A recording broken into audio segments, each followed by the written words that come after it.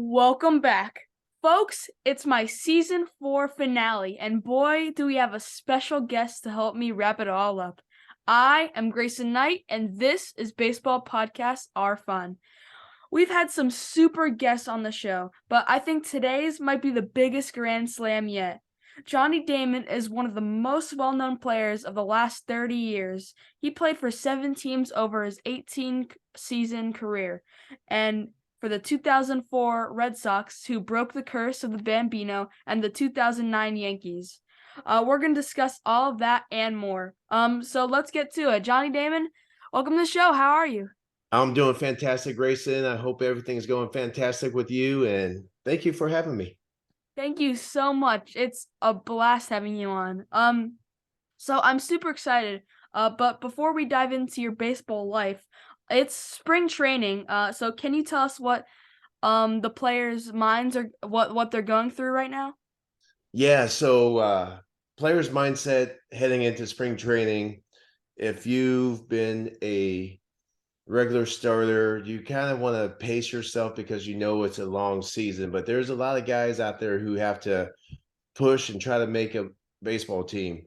And so I was very fortunate that like my first couple years I had to go all in, play all the games, do all the um like the 9 inning games, and then like spring training kind of changed and it evolved because you don't want you guys to get hurt, the guys you are going to depend on. So for me, I always got ready for spring training around February 1st. I know spring training starts around the middle of February. Like I'll start running a little bit early January or whatnot, but there's some guys now who start training at the end of their season. And guess what? There's a lot of injuries that happen now. So I like to pace myself because I knew what my body could handle, and I'll pace myself starting January 1st, nothing too hard, but starting February, I'll start getting the arm ready, start sprinting a little bit more. And that's a big reason why I hardly ever got hurt. There's I know how to adjust, and but at the beginning of spring training, guys want to get their foot in the door, get going, because the drills you do training wise, you necessarily don't do on the baseball field. Like you do your jogging, you do all that stuff. But I was always a guy who liked to get into the mix of things and throw a sprint out and see how the body reacts. And so that's why I stayed healthy throughout my career. And I know times have changed. Money got very, very, very good. I mean, it was really good when I played, but these guys have to make sure they can stay as healthy as they can. And especially with the small market team like Tampa Bay, they can't afford to have their superstars go down during the season. So like the training staff in Tampa was always fantastic. But all the training staffs are fantastic, but Tampa Bay had to make sure that we keep our star players on the field, and it paid up. It's paying off today. Nice. So for you, did you ever feel did you ever fear losing your job during spring training? Well, my first couple years, because I was actually in the big leagues before I ever had a major league spring training. So there was a strike going on in 95, so they wanted to make sure the minor leaguers like stayed down, and so we didn't meet the guys. So the first time I met the guys in 1995 was August 11th at the big league level, and here I am going in taking Vince Coleman's job, a guy that I admired as a kid, and I'm going, wow, these guys really have no idea who I am. I'm just a little kid who thinks I'm good at baseball. And so times have changed because all the top draft picks now they go to spring training big with the big guys, so they know what to do early on. But I found my niche. I made sure the guys liked me because um, hitting triples and scoring runs and winning baseball games does a lot for your for your um, for your teammates to see that you're in it to win it. And I was very fortunate to have great veterans when I first broke into the big leagues, like the Wally Joyners, the Gary Gaettis, Greg Gagneys, Jeff Montgomery, and so they took me in, they took care of me, and I enjoyed every minute of it. Wow. So you got drafted in like the early 90s. Did you ever play minor league ball? Yes, I played minor league baseball for 3 years. So my first year, I got drafted number 35 overall. I had a tough high school senior year, and I lost a lot of weight, had some food poisoning, and I was supposed to be the number one player drafted in the country. So things didn't go well. I hit 305 in high school, but guess what? I knew I was ready for the next level. I signed to go to the University of Florida, and I just knew I was ready to play pro ball. So signed with the Kansas City Royals. The first year I go out, have a great year. I win MVP of the Gulf Coast League. We win the championship. So that's, you know, I help my teammates do as best as they can, and we all came together. We won the championship. The following year, I went to Rockford, Illinois in 1993. I hit 290, had a great year, got a promotion to go to Wilmington, Delaware in 1994, where our team won 100 games, lost 44, won another championship. I didn't win the MVP that year because we had a really good first baseman named Larry Sutton, who definitely deserved it. And then I went to Double A in Wichita, Kansas, uh, won the MVP there, but I only stayed there until August. And then I got the call. And I remember being with a coach of mine, Ron Johnson, and I was mad I wasn't in the lineup that day. And I was like, I had a day off 2 days ago, play last night, and I have another day off. He goes, Johnny's complaining that he's not in the lineup. This guy's not in the lineup. This guy's not in the lineup. Why are you complaining? I was like, I really didn't want to make this a big deal, but I just want to play baseball. He goes, well, guess what? You're going to Kansas City tomorrow. And I was like, why am I going to Kansas City? Because I thought the progression was double A, triple A, big leagues. So he told me, you're going to the big leagues from double A. And That's a I big was deal. shocked. Yeah, I was a little bit shocked, but they wanted my services up in the big leagues. And I was like, oh my goodness, I got to get ready for this big change in my life. So get the call, tried to call everybody I knew.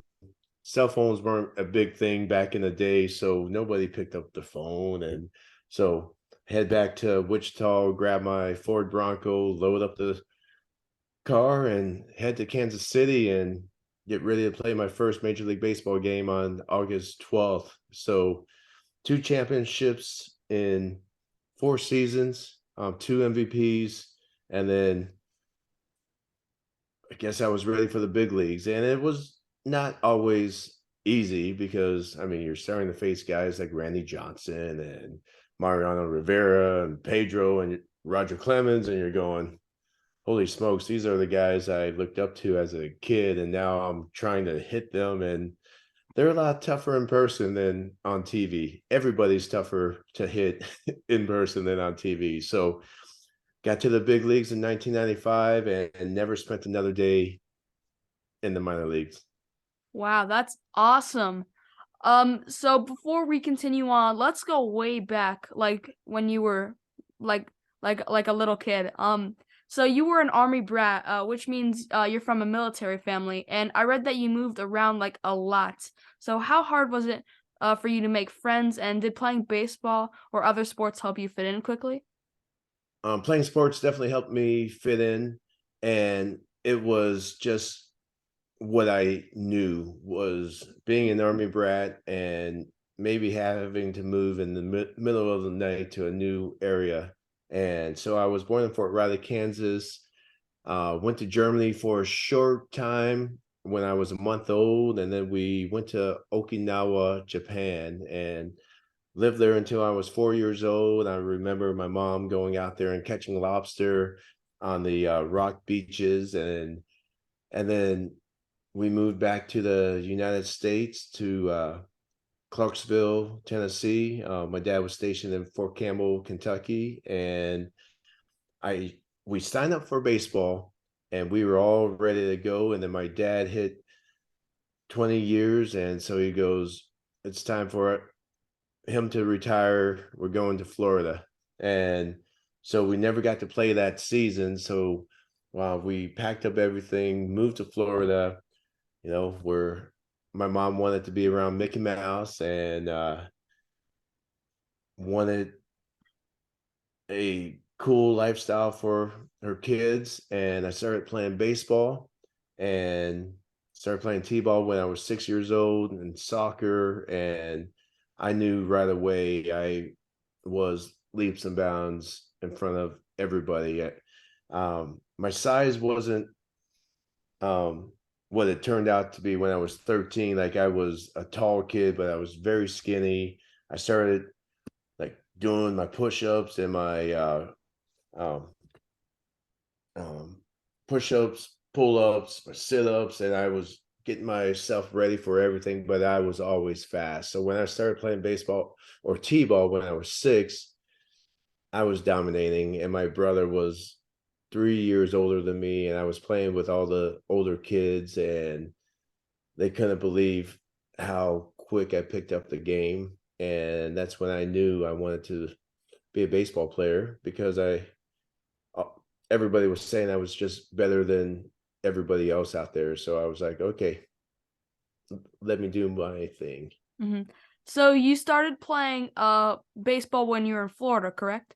Yes. Yeah. So And do you remember how many teams you played for?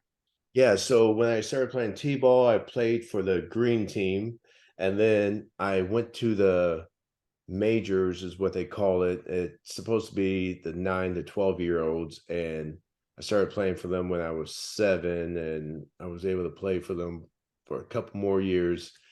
After that, I went to Travel? well, no, we didn't have travel back then. I think they called it like minors before like the big leagues, which was the 16 to 18-year-old kids. But most of the kids who were good Like enough, they ended up playing for high school. like So pony ball? it was still little league. Like, we didn't have all the stuff that they have now. So I started playing for the Mets when I was 13, and that was like the year that everybody loved the Mets, like except the Red Sox. 86? 86, yeah. So I started wearing number 18 because of Darryl Strawberry, and just Mhm. love the attitude the team brought, that they were better than everybody and try to beat us mentality. And so I wore number 18 for 14 of my 18 seasons because I was a big fan of Darryl Strawberry. Wow, that's awesome. So I imagine you don't like the Mets because of 86. Oh no, I do love the Mets because of 86. I was not a Boston fan, and as it turns out, them losing in 86 made our 2004 That's true. World Series so much better. So, That's awesome. yeah, so I obviously I love the Red Sox, but not back in 86 when I was a kid. I wanted the swagger of the Mets, like the Lenny Dykstras and Wally Backmans and Dwight Gooden, Sid Fernandez, Ron Darling. Yeah, it was a fun team to watch. Wow. So my dad was actually an army officer and moved around a lot, but that was before I was born. Do you have a favorite place where you lived? Well, I'm here now in Orlando, but I would say traveling, I was so young.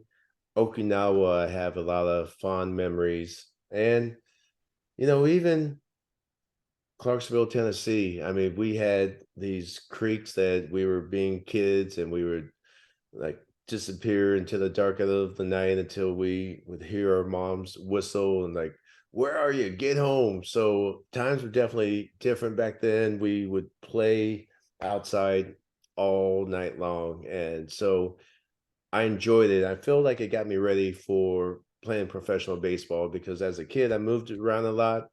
And as a baseball player, you tend to move around quite a bit as Mhm. well. Um, well, what about coaches? Do you remember any coaches at any age that made a big difference in your life?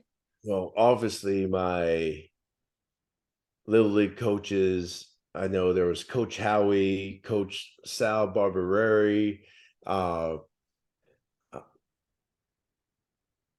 Coach John, and then when you get to high school, you have Coach Alley, who was with me, and Dr. Phillips, Coach Barefoot, and yeah, they all were inspirations to me. I still hang out with Coach Barefoot. Like we, like he was 22 years old when I was in high school, so like we get along very good. We play fantasy football together and go golfing a lot together. So I keep a lot of the friends that I've had um, when I was a kid, and we and a bunch of my little league teammates were still friends to this day because the memories you make as playing little league baseball, they last forever. I mean, Mhm. friendships last forever for Mhm. sure. Mr. Damon, you're known as a really competitive guy, a gamer who's always hustling. Did that come naturally? Well, there's one thing you can control when you play baseball is your hustle. Like the best swing you have can turn into a line drive out to the first baseman or anywhere else.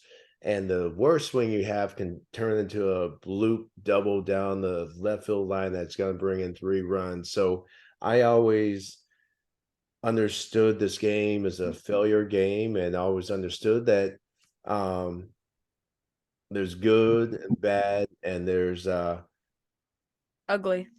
well, yeah. And I always kept a level attitude because I know my successes is somebody's failure and vice versa. So even when I hit that grand slam in 2004,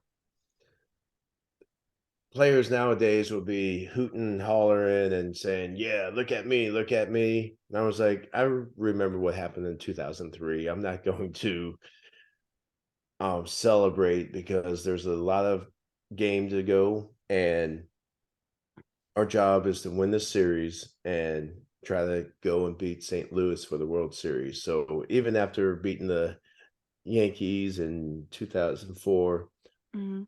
I felt Reverse like sweep. You're yeah, down 3-0. I felt like the job still wasn't done. Um, so how speaking of that, how was that experience like being down 3-0 against the Yankees and coming back and winning 4 games in a row? How was that like? And you hitting the grand slam like you just said? Well, being down 3 games to nothing against any team does not feel great at all. And then to beat the strong Yankees 4 games in a row, I'm not sure they lost 4 games in a row that entire season.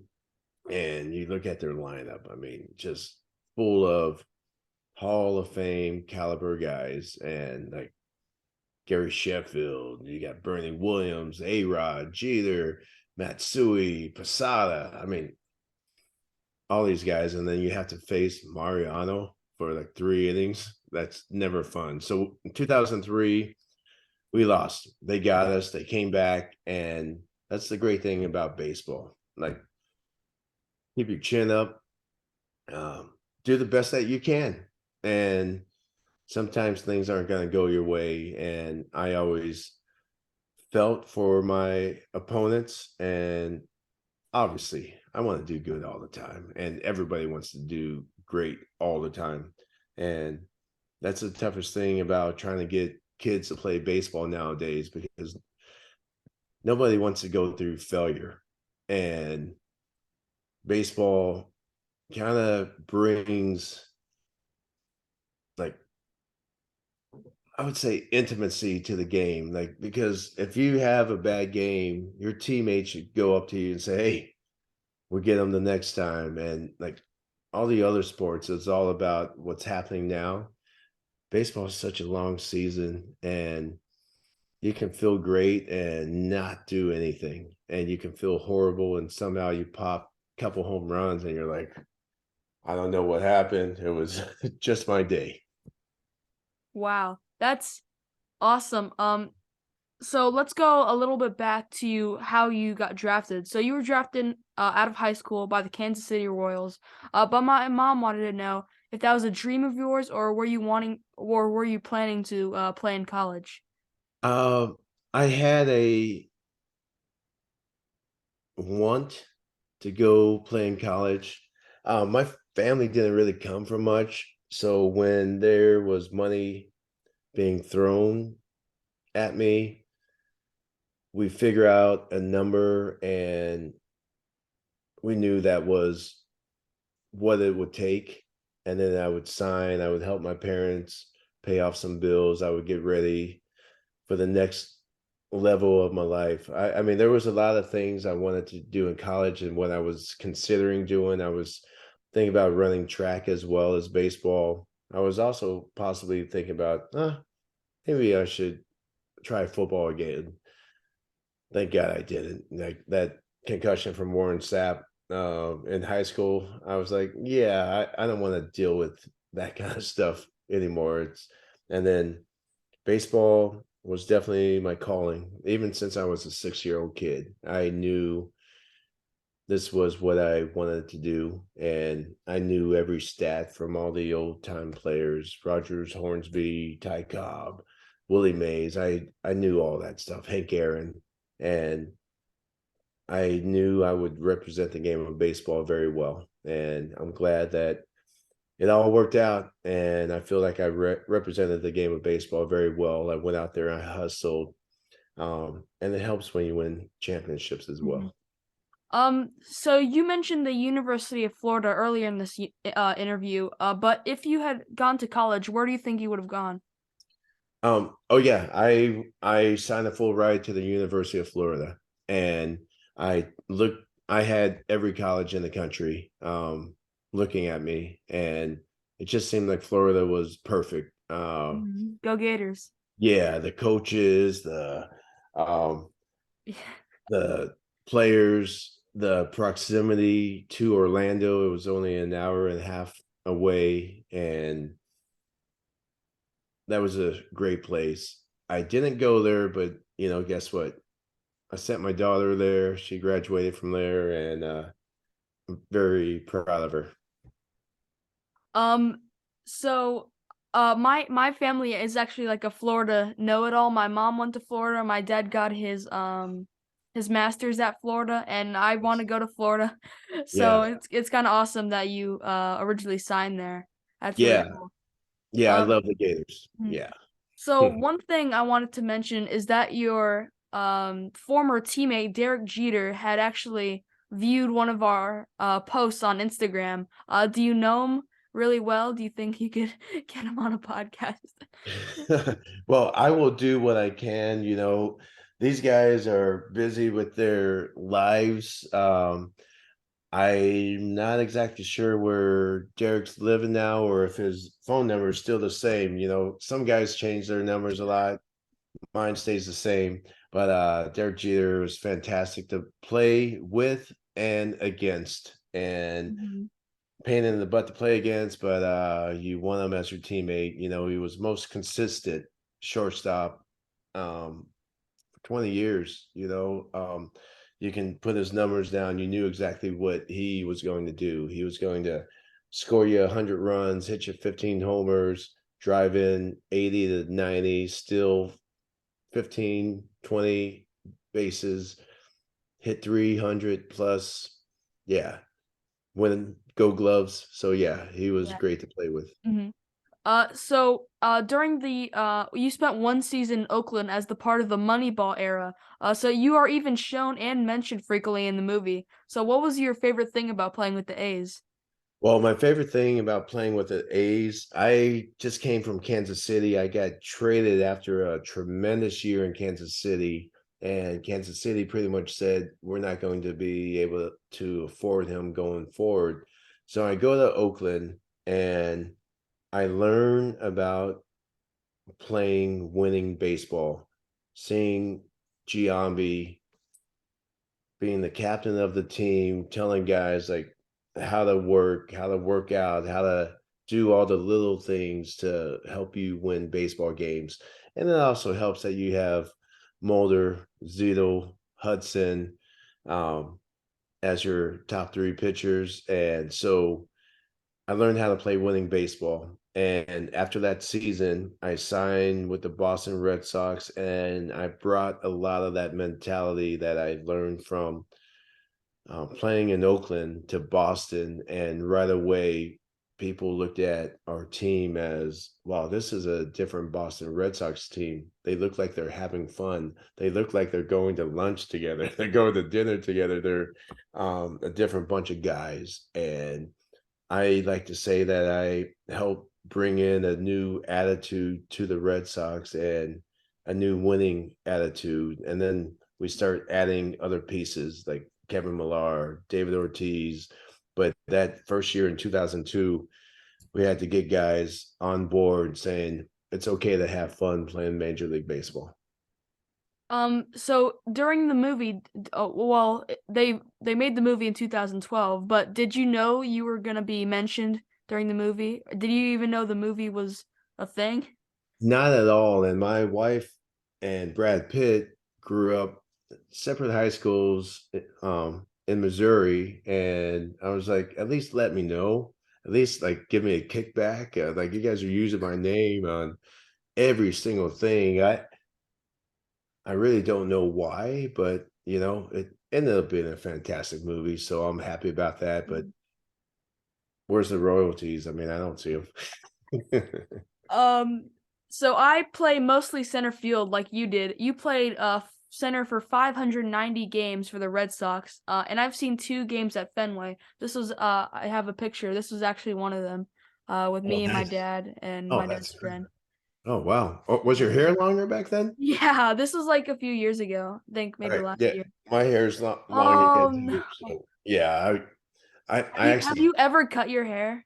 Because of like course, I just cut about 8 inches off. Now it's harder to keep it up on in a ponytail now, but, yeah, cut my hair plenty of times, and what people forget is when I signed with Boston, I actually had short hair, and then, the concussion of 2003, I was so out of it, um started growing my hair and it took on a life of itself, and the caveman was born. so what was it like playing with for for the Red Sox and their fans? Oh, incredible. I mean, these are the most passionate fans in the world, and I mean, they invite you into their house for dinner every single night. I would say 70 to 80%. They're eating dinner, they're watching the Red Sox, they're rooting for us, and there's nothing quite like it. I had no idea what I was getting into, and I'm so happy that I got to experience a magical time in Boston. Mhm. So it's game I think it's game 3, right after game 3 of the 2004 ALCS. The final score of the game is 19-8, and I'm sorry for bringing it up. Hey, Um, it's over with. mm, We have championships. um, So we're you good. Yeah, we're good. but, uh, was it the same day that, Jimmy Fallon came into the restaurant and you spoke with him? Oh no, that Jimmy Fallon incident happened in Toronto after the season. So like movies can make a lot of things happen. So we were down 3-0 and we got rained out. Thank goodness, because the Yankees bats fizzled and we were able to get some things done. I mean, Big Poppy was instrumental in getting us to game 7, my 2 home runs. we win that series. But we did the filming after the season, and we had to fly up to Toronto, and it was fantastic. Like just being a winner, and like Jimmy Fallon, you know, my wife was working for the Nesson, for Nesson, and she asked them, "How's it feel like to be a Red Sox fan?" And we win the whole thing, and he goes, "I'm a Yankee fan." And then my grandma was a Yankee fan, and then I signed with the Yankees a couple years later, and then we bump into Jimmy Fallon, and we're like, "Guess what? We're here. We're on the Yankees." And he goes, "I turned into a Red Sox fan." Like after hearing all these stories about what it meant for them to win, and so back to Game 7 of the World Series, like the original movie Fever Pitch had the Red Sox losing again because they always lost. So after we got up 3-0 against the Cardinals, Jimmy Fallon and Drew Barrymore, like, so the games were on Fox TV. Fox Movies was doing the production. And after we're celebrating winning our World Series, Drew Barrymore and Jimmy Fallon are on the field celebrating with us. And we're like, "Oh, hey," because they were expecting to write the movie. We're losing. They both show up. Movie was Gets one of redone. the, yeah, one of the best of all times. And just um, we lived it. Like Hmm. our entire Red Sox team lived a magical story. The first comeback from 3 games down to erasing a 86-year-old curse, and you just can't top it. Hmm. So did you at least get money for that movie? I get like $20 a year for that movie. You get like 2% of whatever it makes. Oh no, I wish I got 2%. No, we get like 0.002%. So yeah, it's really like $22 a year. But Hmm. Okay, I'll, I I'll take mean it. Yeah. something. Yeah, it's something, but Um, it was great. so tell me about getting 3 hits in 1 inning while you were there. Doesn't that tie a record? It does tie a record. I believe, was it Stevens for the Red Sox back in the 50s? Yeah, so another Red Sox player, and um, it feels amazing to be able to hit 3 times in an inning. I'm just glad I'm not the guy who made all 3 outs. Or probably came out of the game because he was so bad. Oh, yeah, yeah, yeah. So that was a incredible day. Unfortunately, I just got a couple more hits in that game, but like the first inning, you're like, what else can I do, guys? Like, help me out.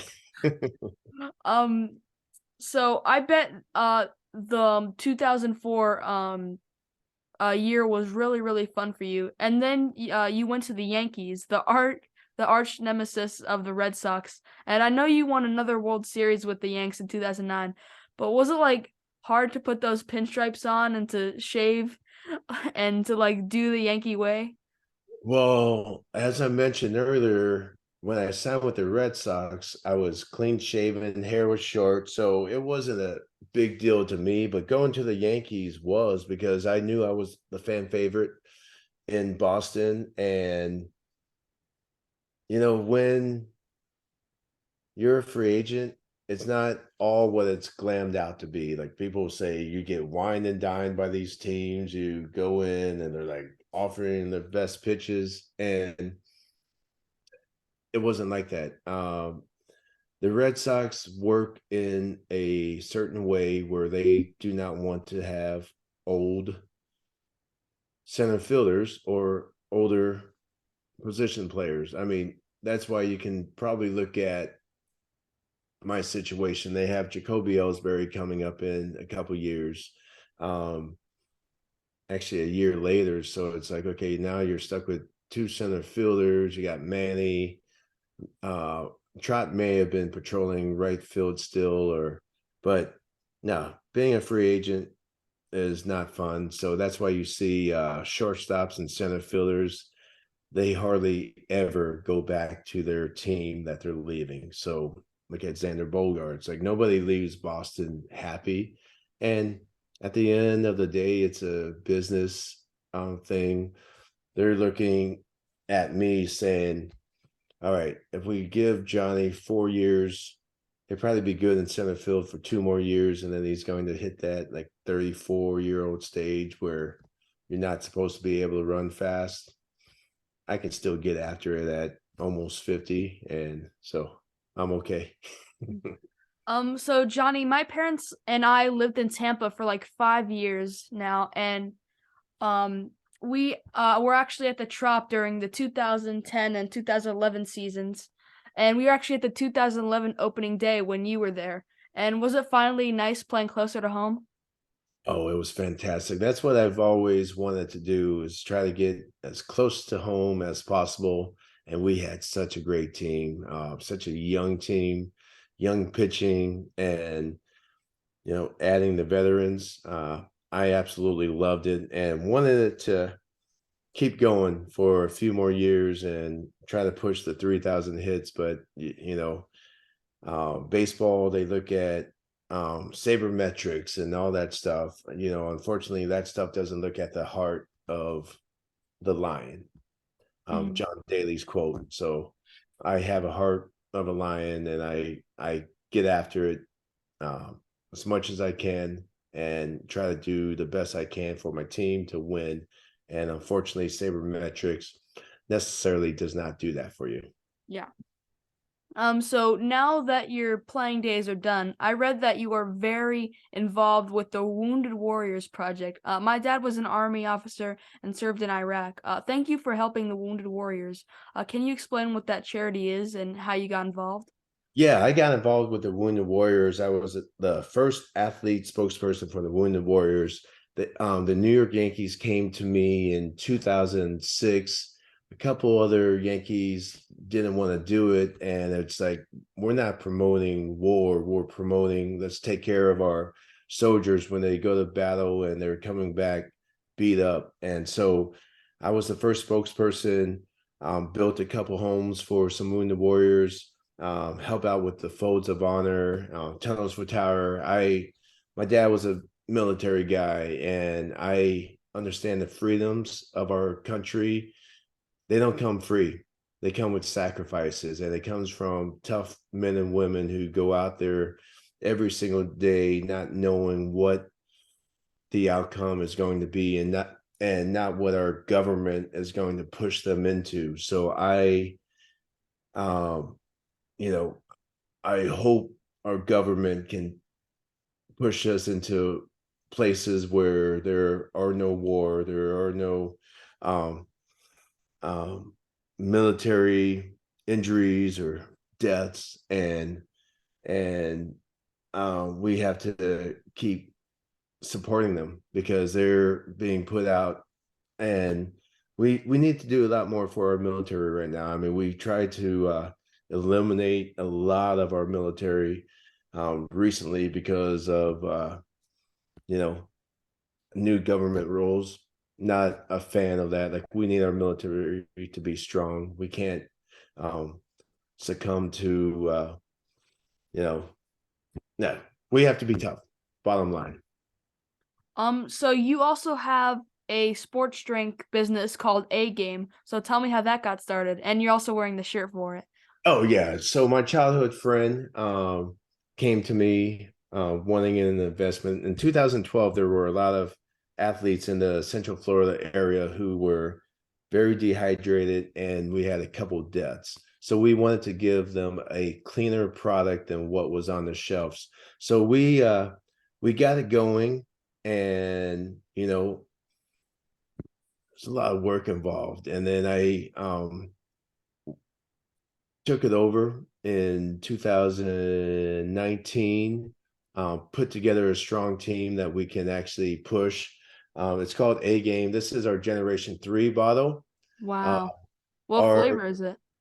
This one is Dragon Fruit Plum. So we are in 6,000 stores now. So like anybody in the Northeast, we're in like Shaw's and Stop and Shop. We just got into Publix a couple days ago. Kroger and CVS are soon. So We going from 2,000 stores to 6,000 stores. We're trying to do what we can. And the new bottles, if people go to drinkagame.com, they can check it out. We added Bo Jackson to our board. We also have Wow. Tyler Adams, the U.S. men's national captain. He's a ambassador for A Games. So we are rocking and rolling, and we are doing a lot of great things. I try to do as much as I can for charities and whatnot. And man, it's there's a lot that goes into it. So like the guys who have pushed beverage drinks before, like I commend them, like the Mike Rapolis of the world, who was Vitamin Water and Body Armor. Like this guy knows everything that he's doing, and I've got to learn exactly what he's doing because I want to push this to the top. And I mean, I feel like our name is incredible. A game, you have to bring your A game. Um, Doing your show, I have to try to bring my A game, answering your questions, which they could be tough at times, but you always bring your A game. Like whether you're um, in class, like why not try to get an A? Why not be smart? Teachers, parents, always bring your A game, and you'll be satisfied knowing that you always gave it your all. Mhm. Also, if you're interested, we're looking for a sponsorship for our podcast for a new website. So maybe we can partner up or something. Well, I mean, you've got me. I will do my best, and I know there's a lot of podcasts going on, and people are very excited about our A game drink. And let's talk in the future, and let's see what we can do to make it work. And I can do what I can to try to get you more people on who's a little more exciting than this guy. Well, thanks so much, Mr. Damon. We've reached the not so rapid fire questions, where you can answer with as much or as little info as you want. You ready? There are no wrong I answers. I guess so. I wish I was Prepared? prepared for this. Okay, let's go. Okay. My mom's favorite baseball movie is Fever Pitch. And she wants to know, did you know they were gonna mention your backside in the movie? I had a good idea because there were like it's crazy how the games um work. I was walking to the plate and they said, look at that camera when you're walking up and smile. I was like, okay, let's do it. Am I supposed to be quick with these questions? Or okay, It doesn't yeah. matter. It's Uh, it's it's not so rapid fire questions. They're oh, rapid, but they're not so. So it okay. But whatever you want.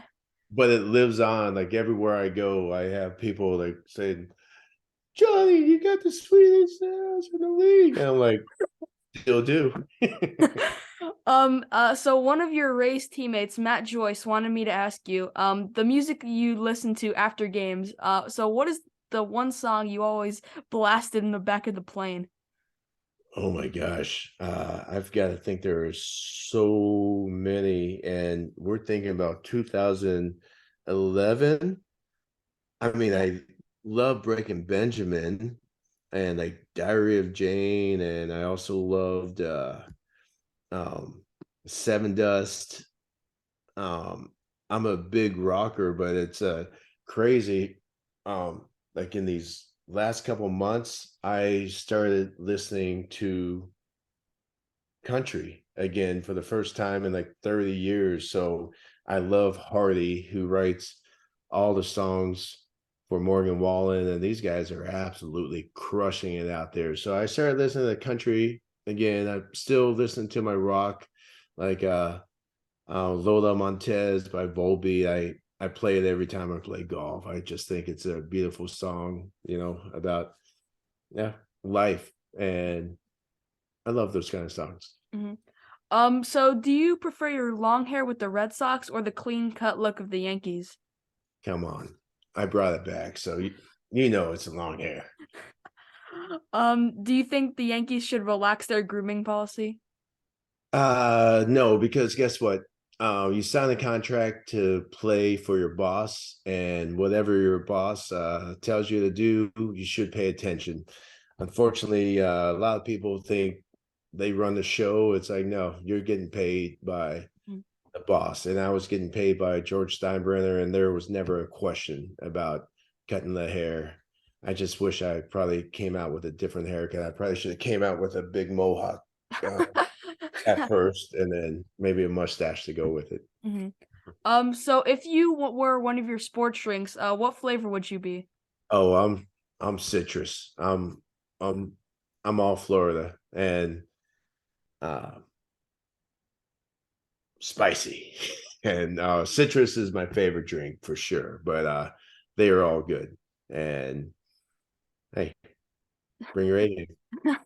Uh, so you went to Dr. Phillips High School right next to Universal Studios. So what's your favorite ride at Universal?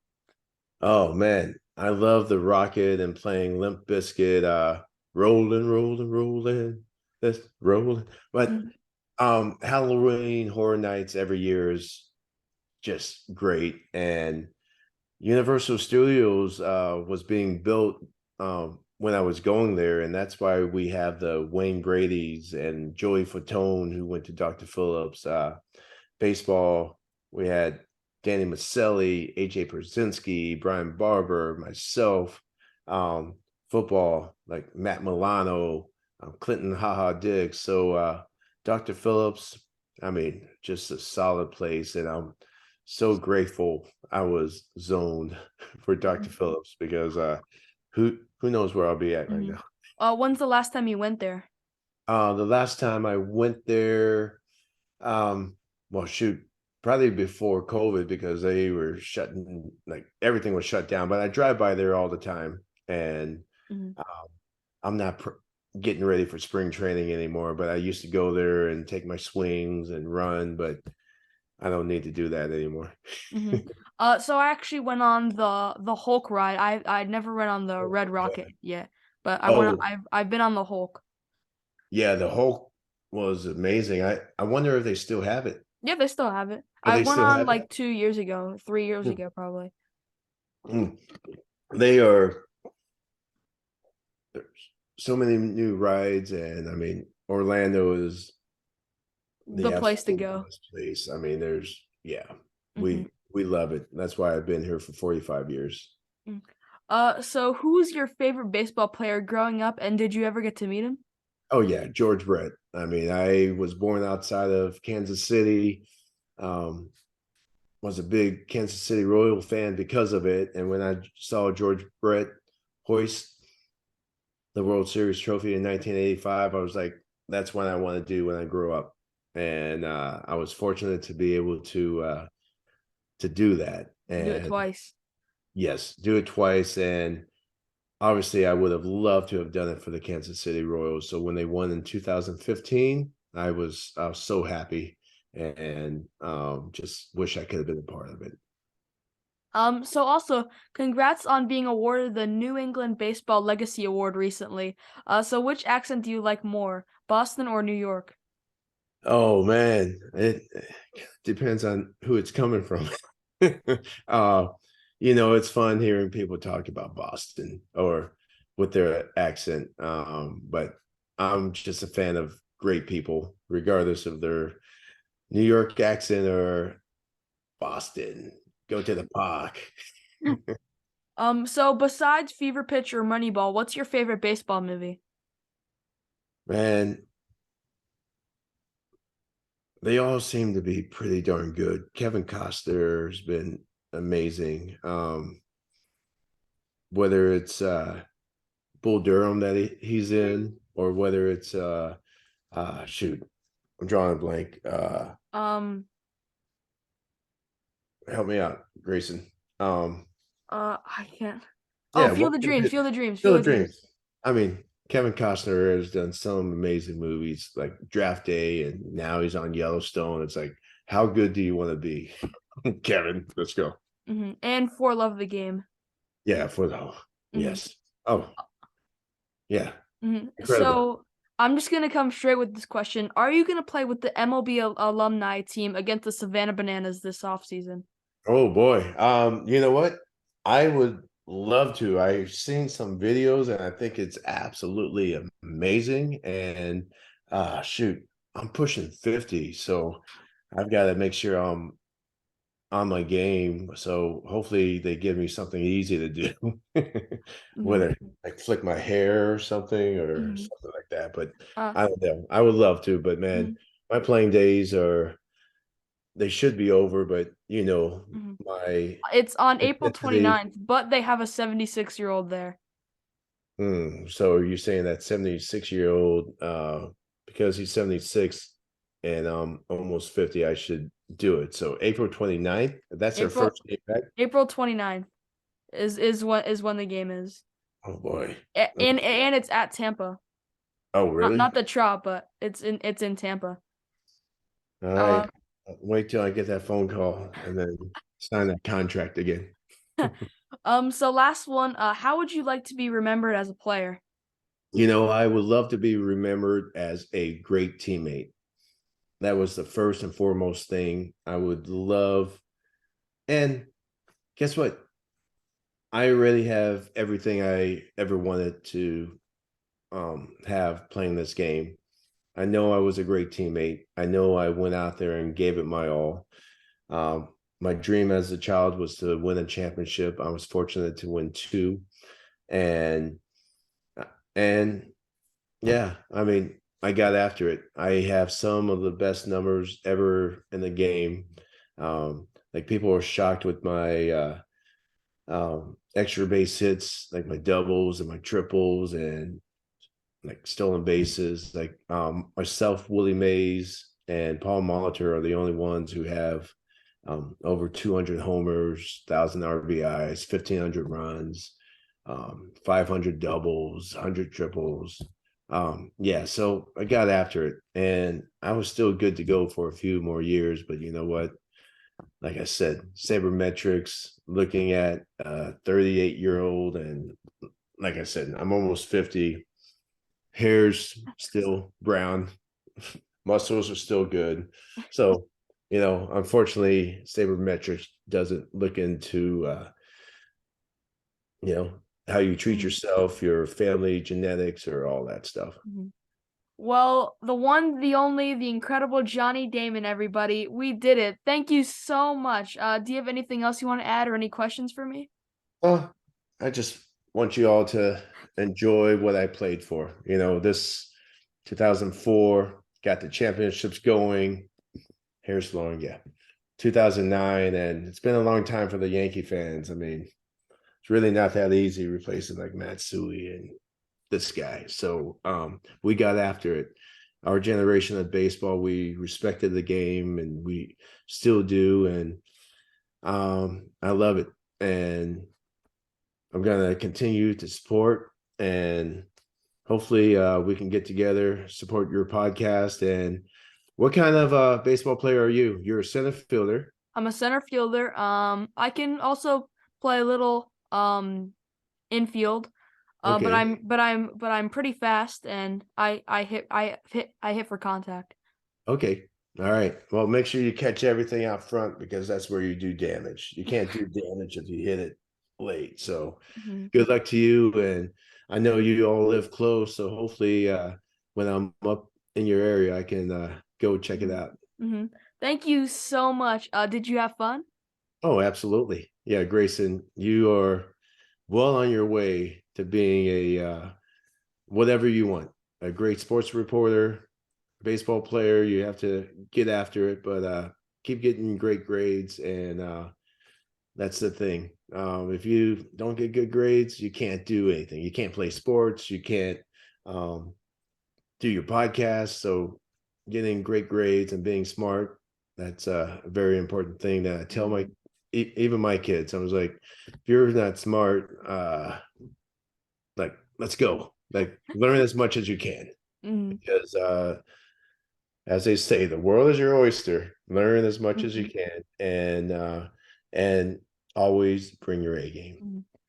I can't believe that just happened. Thank you so much.